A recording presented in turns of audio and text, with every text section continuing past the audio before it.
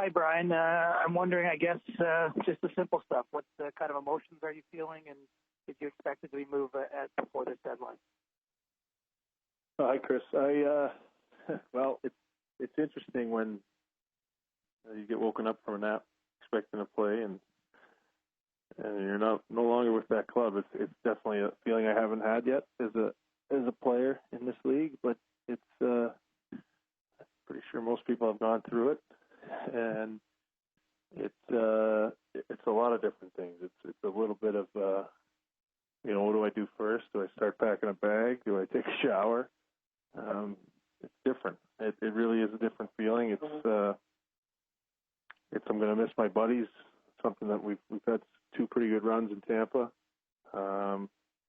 Everybody from Steve and Coop down to the players. It's really been a pleasure to play down in Tampa, and it's been exciting. But so from that standpoint, it's obviously tough to say goodbye.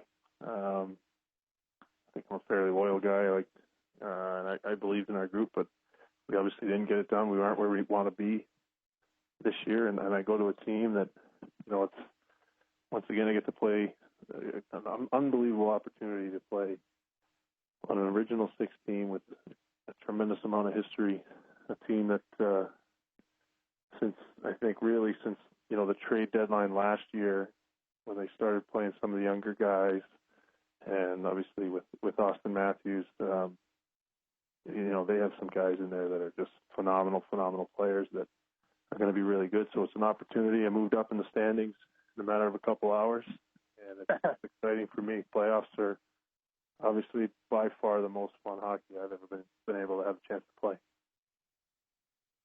Thank you. Sure. Thank you. And our next question comes from Mike Zeisberger with Toronto Sun. Please go ahead. Your line is open. Yeah, Brian, I just can you talk a little bit about you were kind of a leader type player in a Tampa dressing room that had a lot of kids. Do you see yourself being that kind of leader by example type when you get to Toronto, given that how many kids they have on the roster as well? Well, I'm going to do my best to play the game that I've been playing. I think that the way I prepare and try to obviously play my best is just kind of a formula that it's always evolving. It's always something that you have to kind of go back and look at and make sure that you're ready to go. And I think from the moment you wake up, especially on a game day, you need to kind of look yourself in the mirror and get yourself ready to play. And it's obviously a team game. There's a lot that goes into this game. But I think for the most part, you need to make sure that you're ready and you're prepared, and you have to think about all those things as a player. And without really having to say a whole lot, I think that's what I've learned from guys in the past, the older guys and successful guys that, have led the way on teams that I've been on. They're always very disciplined in how they prepare for games. And that's going to be no different for me. I'm going to take the same approach that I have taken in the past. The focus is on playing hockey within the team system and doing the best you can. Thank you. Sure. Our next question comes from Terry Koshan with Post Media. Please go ahead. Your line is open. Hey, Brian. I just want to, getting through the emotions, say that sort of thing, but, it's the quick turnaround. You expect to be at the Leafs tomorrow for the game here in San Jose later in the week. I've been told what role you're going to have, this sort of thing, or is that all too soon for that? Well, I think there's some smart minds behind that organization in Toronto, and I think they know what player they're getting. And that's what I'm going to do. I'm going to do what's asked of me, first and foremost.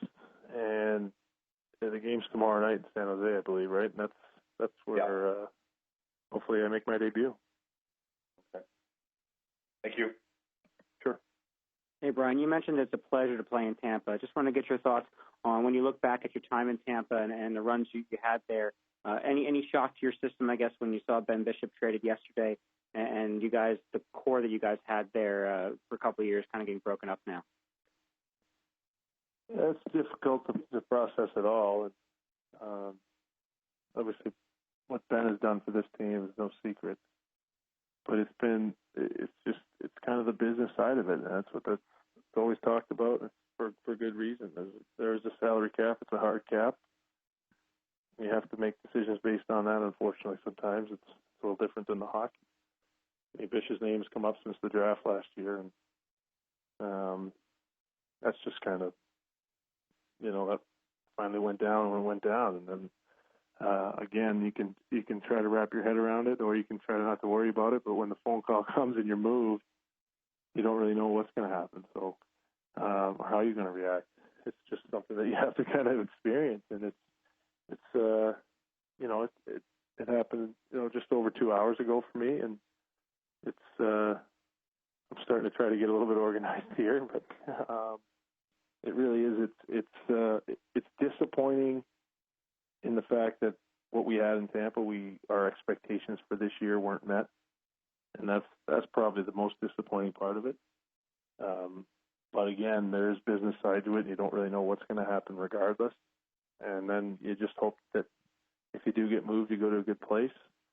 And I'm very excited about where I'm headed.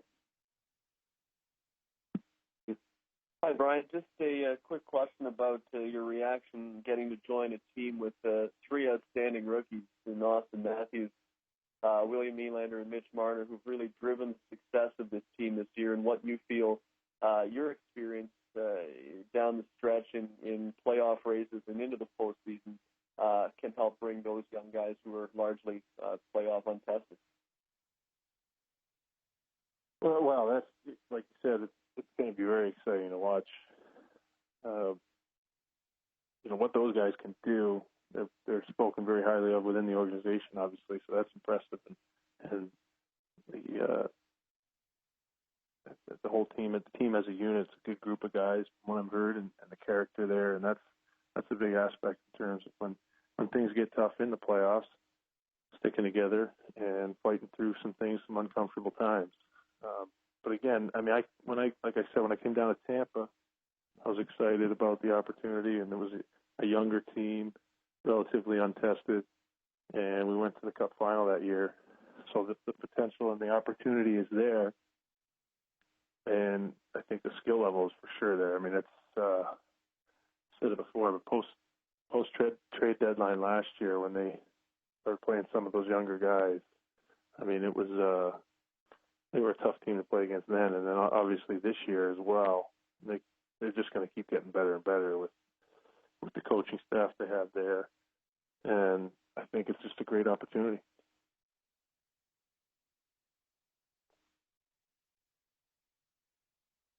Thank you.